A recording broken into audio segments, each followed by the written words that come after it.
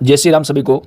आज हम होली के बारे में पूर्ण जानकारी वो दे रहे हैं, होलिका दहन के बारे में भी। इस वीडियो को पूरा सुनने के बाद में कोई क्वेश्चन है वो नहीं रहेगा, आपको दूसरी वीडियो शायद देखने की आवश्यकता नहीं रहेगी, क्योंकि इसमें सामग्री से लेकर के और सुबह से लेकर के जो प्रोसेस रहने वाला है वो सब इसमें बताया गया है। क्या कुछ आपने लेके जाना है, कैसे वहाँ पर पूजा करनी है और किन वस्तुओं को लेकर जाना है और राग को लेके आकर और आपने क्या करना है, तो ये सब हम इसमें जानेंगे।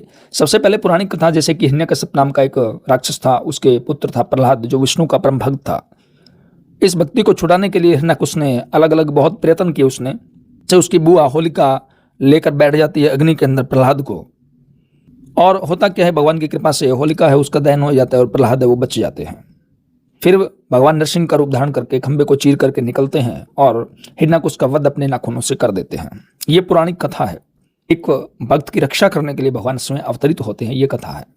तो इसके अंदर जो भी चरित्र आए हैं, प्रहलाद है, होलिका है, नरसिंह भगवान है, इनका पूजन भी इसमें किया जाता है। और इससे हमारे जीवन की जो बुराइयां हैं, जो दोष है, वो दूर होते हैं। तो आपने क्या करना है, सुबह जल्दी उठें। होली के दिन आप सुबह जल्दी उठें। ये उस दिन की बात है जिस दिन होलिका दहन होता है, पूर्णिमा है उस दिन, ये तब की बात है। अगले दिन उससे वो रंग खेला जाता है। सुबह आप जल्दी उठें, घर की साफ सफाई करें, रसोई घर की सफाई करें, विशेष करके पूजा घर की सफाई करें। घर से है वो कबाड़ निकालें, टूटे हुए बर्तन हैं, बाल आदि हैं तो भी टूटे हुए बर्तन हैं, सामान हो उसको आप घर से निकाल दें। शुभ वृक्ष जो होते हैं, पीपल है, तुलसी है या और भी हरे भरे वृक्ष है, उनको आप जल दें, क्योंकि उनसे हमारे पुण्य कर्म है वो उदित होते हैं और इससे हमारे पितृ पुरुष है वो प्रसन्न होते हैं। तो शुभ वृक्षों को आप जल अवश्य दें। बड़े बुजुर्गों की आप सेवा करें, गरीब की किसी की सहायता करें, पशु पक्षियों की भी आप सहायता करें, उनको भी दाना पानी आप दें। कुछ सावधानियां रखनी होती है हमें इस पर्व के ऊपर। स्त्रियां जो अपने बाल है वो खुले नहीं रखें, घूमे नहीं बाल खुले रख करके, क्योंकि ये अगर आप तंत्र को पूरी तरीके से जाने दें कब असर करता है। वो बाल खुले ना रखें, अशुद्ध अवस्था में जो है स्त्री बाहर ना जाए, और किसी से सफेद मिठाई है वो ना लें। ये ऐसी कुछ सावधानियां, अपने वस्त्र बाल नाखून इनकर को भी संभाल कर रखें। ये कुछ सावधानियां होती है तंत्र के लिहाज से। अब है कि पूजन का मुहूर्त देखें, अफवाह में ना पड़े। आप ये जरूर देखिए, किसी का वीडियो देख रहे हैं कि वो कौन है बताने वाला, इस चीज का जानकार है या किसी के देखा देखी वो बता रहा है। इसका आकलन कर सकते हैं, मुझे बताने की आवश्यकता नहीं है कि कौन किस चीज का जानकार होता है, ये आप अच्छे तरीके से समझते हैं। वहीं से सुने आप, ऑफिशियली उसी व्यक्ति से सुने। अगर आप दवाई के बारे में सुन रहे हैं तो वो कौन है बताने वाला, क्या उसको आयुर्वेद का ज्ञान है या वो उस लाइन में है, तभी हमें सुनने का अधिकार है। ठीक इसी प्रकार ये होता है पूजा पाठ के बारे में। अब आप शुभ मुहूर्त का चयन करें। कई बार अफवाह फैली होती है कि इस दिन ग्रहण है, तो ग्रहण आप अच्छे तरीके से पहले देखें। जो जंत्री के देख करके बता रहे हैं कि ग्रहण है वो नहीं है। जैसे की बार जो है 2024-2025 का जो हम बता रहे हैं इसमें ग्रहण नहीं है, लेकिन कुछ अफवाह वीडियो जो है वो फैला रहे हैं कि ग्रहण है। हाँ, भद्रा अवश्य देखें आप, क्योंकि भद्रा के अंदर ना पूजन होता है ना दहन होता है। होलिका दहन नहीं किया जाता भद्रा के अंदर। एक अशुभ काल होता है, अशुभ समय होता है शास्त्र में, जैसे राहु काल होता है वैसे उसी तरह भद्रा होता है, उसमें शुभ कर्म नहीं किए जाते हैं। इसके बाद आपने क्या करना है, सामग्री ले जाए। जो हमें सामग्री चाहिए कि पूजन आदि में रोली है, मौली है, फूल, बतासे, गेहूं और चने की बालियां होती है, गुलाल है, कपूर है, लौंग इलायची है, बड़कुल्ले जिनको उपले भी कहा जाता है, साबुत हल्दी है, सूखा नारियल है और कच्चा सूत है, लौंग इलायची, पान है। ये चीजें और अपनी सामर्थ्य के अनुसार आप जैसे इमरती आदि कोई भी मिठाई है, फल है, वो भी आप ला सकते हैं। और साथ होते हैं घर के पकवान, जो भी हमारे घर में पकवान बनते हैं वो थोड़ा थोड़ा हिस्सा है वो लिया जाता है। एक थाली के अंदर आप रख लें, उसमें एक जल का लोटा भी आप रखें, उसमें चाहे तो थोड़ा सा दूध डाल सकते हैं और नहीं कोई आवश्यकता नहीं है। तो ये सब चीजें आप पहले ही रख लें ताकि आपको पूजन के समय दिक्कत ना आए। और कुछ लोग इस दिन बंधनवार भी लगाते हैं, आम के पत्तों की बांधते हैं।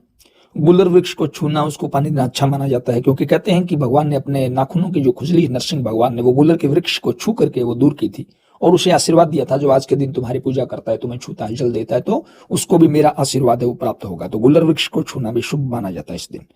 बंधनवार बांधते हैं आम के, धातु का कछुआ लेकर आते हैं कुछ लोग, लक्ष्मी जी से संबंधित गोमती चक्र है और चांदी का सिक्का है, जो भी चीजें शुभ है उनको वो घर में लेकर के आते हैं इस दिन। क्या हमें नहीं करना चाहिए इस दिन, मांस मदिरा का सेवन नहीं करना चाहिए। कहते हैं कि ऐसा करने से कुत्ते की योनि है वो हमें प्राप्त होती है, क्योंकि भगवान विष्णु का दिन है, वैष्णव का दिन है, भक्त प्रहलाद का दिन है। नरसिंह भगवान का दिन है, तो इस दिन हमें बड़ी सात्विकता से रहना चाहिए ताकि हमारे पुण्य क्रम है वो उदित हो सके। और बहुत दिन होते हैं हमें एंजॉय करने के लिए, तो नशे आदि के संपर्क से आप दूर रहें। अब देखिए पूजन की जो विधि है वो क्या रहने वाली है। पूर्व मुख होकर के, आप पश्चिम मुख भी अगर हो तो कोई समस्या नहीं है। अगर एक चक्र के अंदर खड़े होते हैं वहां किसी भी दिशा में मुख हो सकता है, उसका दोष नहीं लगता है। अगर 1, 2, 4 विशेष व्यक्ति है तो पूर्व की तरफ मुख करें, आप बैठ जाए।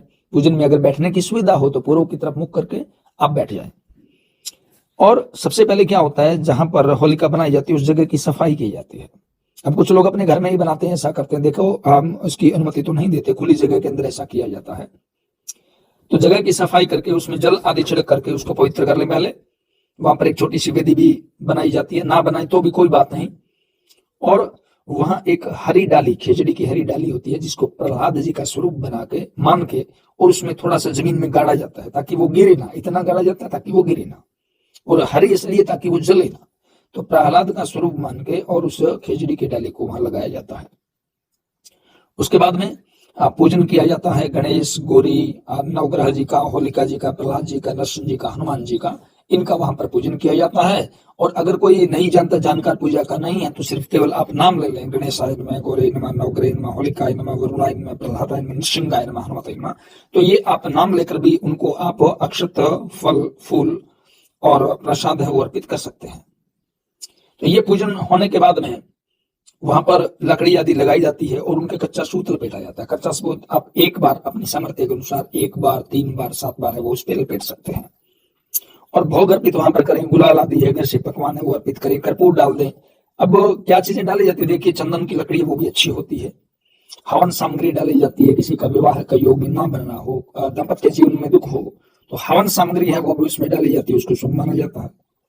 सूखा नारियल, धन बाधा है, तंत्र बाधा, इसके लिए सूखा नारियल है वो उसमें डाला जाता है। देखिए पानी वाला नारियल है वो अग्नि में नहीं डाला जाता कहीं भी। सूखा नारियल लें, सभी घर के सदस्य उसके हाथ लगा दें, या सबसे वार भी सकते हैं, सभी सदस्य हाथ लगा दें, वो उत्तम है, उसको भी आप अग्नि में डाल सकते हैं। या पूजन के समय भी वहां रख सकते हैं। काले तिल डालें, ग्रह दोष के लिए बहुत अच्छे होते हैं। गेहूं और जौ की बालियां, क्योंकि अपनी नई फसल होती है उसमें कोई दोष ना हो, रोग ना हो, आरोग्य को प्राप्त करने के लिए गेहूं और जौ की बाली डाली जाती है। वो अग्नि में से घुमाकर लाया जाता है और उसको चबाते हैं तो कहते हैं कि हमें आरोग्य मिलता है। और 4 मालाएं बनाई जाती है।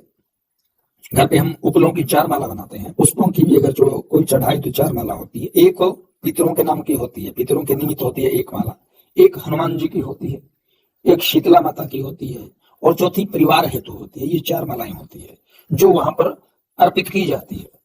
उसके बाद में 3 या 7 परिक्रमा करें, या अपनी सामर्थ्य के अनुसार आप 1 परिक्रमा भी कर सकते हैं। उसमें ऐसा कुछ नहीं है कि वहां गलत हो जाएगा, अनिष्ट हो जाएगा, ऐसा कुछ नहीं है। अपनी श्रद्धा से, समय के अनुसार, परिस्थिति के अनुसार, और वहां जो एकत्रित लोग हैं उनके अनुसार ही आप वहां कर्म कर सकते हैं, उसका फल मिलेगा।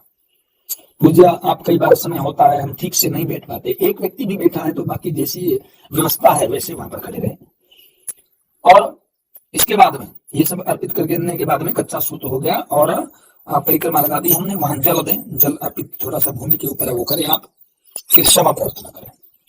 और उसके बाद में वो दहन है वो किया जाता है। अग्नि को देखना बहुत मंगलकारी माना जाता है। उस समय जो दहन होता है उसको देखना भी, उसको देखने का भी बहुत पुण्य, आप कुछ भी ना करें, केवल दर्शन करें और अपने घर आ जाए तो भी उसका बहुत पुण्य माना जाता है। तो ये हमारे पुण्य संपन्न होती है। उसके बाद में सुबह जो रात होती है, पवित्र जो रात होती है उसमें वो आप सभी कर सकते हैं, अपने घर के गुरु को रख सकते हैं, रख सकते हैं।